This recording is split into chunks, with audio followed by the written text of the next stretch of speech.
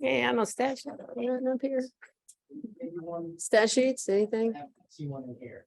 Haven't seen one in the media room.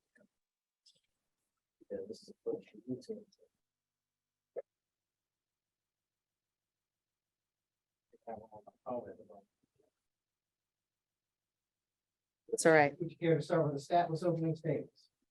I mean, the biggest thing is the focus and energy for a bounce back game for us. You know, we were uncharacteristically bad the other day. And that's, you know, I know who these girls are. I know who these women are on the inside. And so not surprised the way they came out tonight, focused on, especially on the defensive end. Just come out and take care of business. Every game takes its own little personality, but we want to make sure our personality comes out the most at the end of the day. And you know, they're right. We didn't work on zone at all. I just threw them in it. And it goes to their IQ, because zones are hard. They're especially hard to rebound in which it's been a problem with us in Dallas. And so they really just came out and executed in a lot of really great ways. So in as many terrible clips as I had the other day in New York, we're gonna have lots of good clips to learn from. Michael Vogel? Thanks, Coach. I actually have two for you. First off, you said this is sort of, kind of what you expect from this group, but especially from Asia. We just so rarely see her have an off game. Is that you kind of expected what you had tonight, I would imagine? Yeah, well, Mike, I got to tell you, that shot she took from Jonquel Jones the other night, that was that was a shot. And she's tough. And when she stays down and she's moaning, I am very concerned. So we kind of got off our rocker a little bit in that game. But I had, zero doubt she's going to have a bounce back game. And again, this is a classic example of she's putting up those kind of numbers in 24 minutes. Like, I didn't even play her. And that's been the case a lot of times for us this year, where, she's not even playing the majority of the fourth quarter and she's getting 28, 14, just really, really efficient on both ends. And I know you're so focused on the task at hand, but you have a speech you'll be having to give this weekend. I wonder how much time you've sort of thought about just the breadth of your history in the game, considering you've been on both the men's and women's side, you've played internationally. Has that come into your mind a lot when you're thinking about, what you're going to say, along with, I'm sure, the gratitude that I think everybody has? Michael, I've had basically writer's block. And I'm like, I do a lot of speeches in the off season. I mean, I write hour-long speeches, which I'm like, most of the time in these appearances, like, I don't want to hear myself talk that long. So it's only going to be a 5 or 6 minute speech, but it's been really hard to articulate what the game's meant to me. So I'm sure I'll probably be emotional.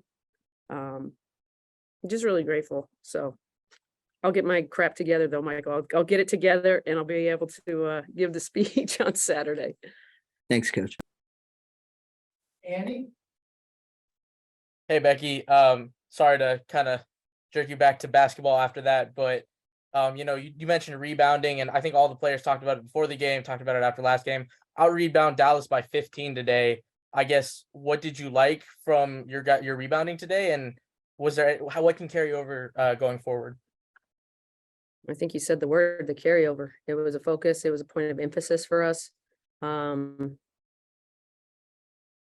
It's been definitely a problem with Dallas in our previous 3 games, whether we won or lost, it didn't matter. Like, it's always been a problem with Dallas. They're a tough matchup for us for whatever reason. Different teams match up differently. And they're a tough matchup for us. And so for us to kind of come out there, get 6, 7, 8 stops in a row to start the game is a credit to their professionalism, their attention to detail. It's who they are.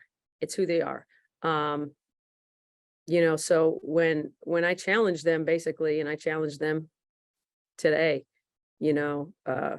they 19 out of 20 times are stepping up to the challenge and show who they are and show that at the end of the day, we can take a punch, but we can also throw a punch. And this is not hard. Nobody signed up for easy street, right? Like everything's going to be hard.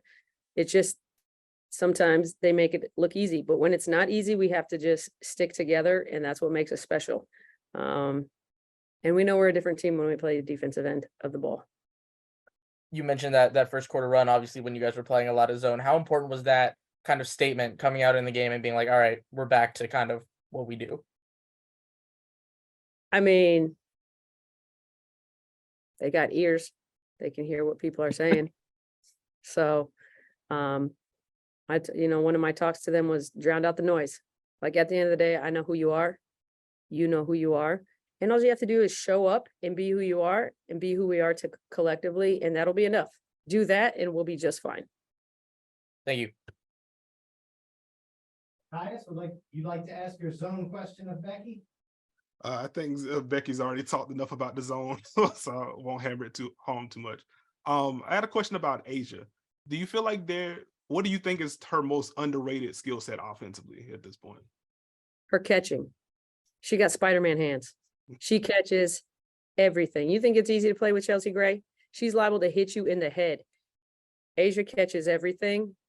Anything that's within her, if she gets a hand on it, she's coming down with it. And I think that's one of the most underrated parts of her offensive game is her hands. Got you. Thank you. All right, last one, we'll let you go. Cassandra? Hi, Coach. My question really is, I asked Asia and Jackie about this half of the season really being about getting ready for the playoffs. And how much of games like this, you started the game, I think it was eight stops in a row, bouncing back from. Sure, I don't know about 8, but 7 for sure. 7 or 8, so a lot, a lot of stops in a row, bouncing back from a game that was uncharacteristic, dealing with potential injury on your team. How much of that is really playing game by game, or are you now really fine tuning, putting things together to make a championship run? I mean, it's all about the little details. I think at this point, everybody's played everybody, except we haven't played Washington yet. But basically, everybody's played everybody. It's a small league. Everybody watches each other's games. It's a very difficult league to win in. So down the stretch, you want to be able to handle little details of the scouting report from game to game.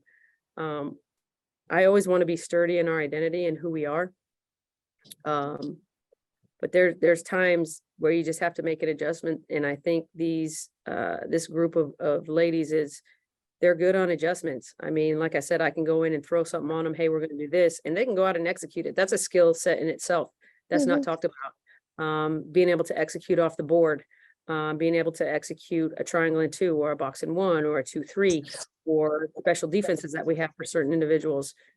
And you can see the growth because now they have this whole kind of toolbox of defensive terminology. When I say something, they know exactly what it is. They know it's exactly what's expected of them.